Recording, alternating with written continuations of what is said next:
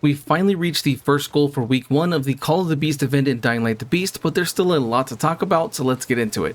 First, as long as you've cut off at least one zombie limb between October 16th and October 22nd, then make sure to check your stash and claim the lumberjack truck skin in the redeemable tab. This will be available on every save file that you have.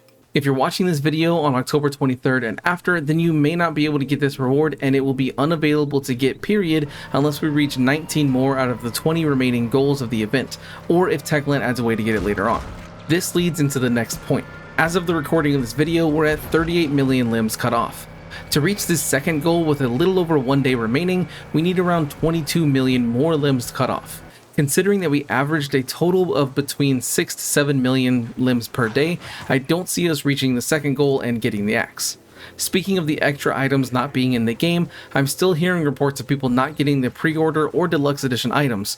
I know that a lot of people already do have them, but for those that don't, I hope that this gets addressed further. If you played the events in Dying Light 2 that had overkill goals, then you'll remember the feeling, as there were several of those that we never hit the goals as a community. Timon did put out a video about the Amazon Web Service issue on October 20th, messing with the counters and causing some limbs to not be counted. He also said that the limbs cut from the Combine Harvester and other sources were not being counted properly, and fixes have been put in place to resolve that issue. He went on to say that either today or tomorrow the website will be updated with the correct numbers. I hope that this is actually the case and not the fact that not as many people are playing the game now versus when the game came out. The reason I mention this is because during one Dying Light 2 event, we were nowhere near reaching the goal, and then overnight the counters on the website shot up so we could actually reach it.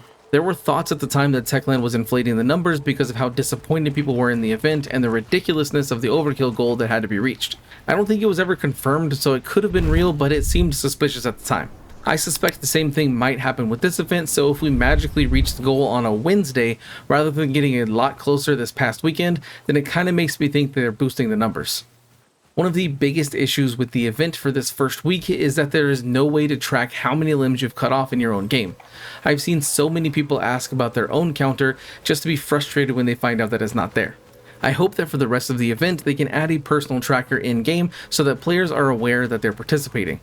The best way to go about these events, in my opinion, is to have it like they did in Dying Light 2, where there was a participation goal, a personal goal, and a global goal, all with their own rewards. This makes players feel like they've accomplished something and help the community as a whole. The participation tier rewards could even just be crafting supplies or money in the game, with the personal reward being the truck skin and the global reward being the weapon. If Techland is going to instead keep only the global goal moving forward, then they need to make it more reasonable for people to reach. Anywhere from 10 million to 15 million for the first goal and 20 million to 30 million for the second goal would be a great way to make sure we reach it before the end of the week. We'll have to wait and see what's in store for week 2 and beyond, and if they fix the issues with the current event system. What do you think about the Call of the Beast event? Let me know in the comments below. If you want to see more Dying Light and other content, make sure to like and subscribe, and check out my other socials linked in the description to not miss out on anything. Thanks for watching. See you next time.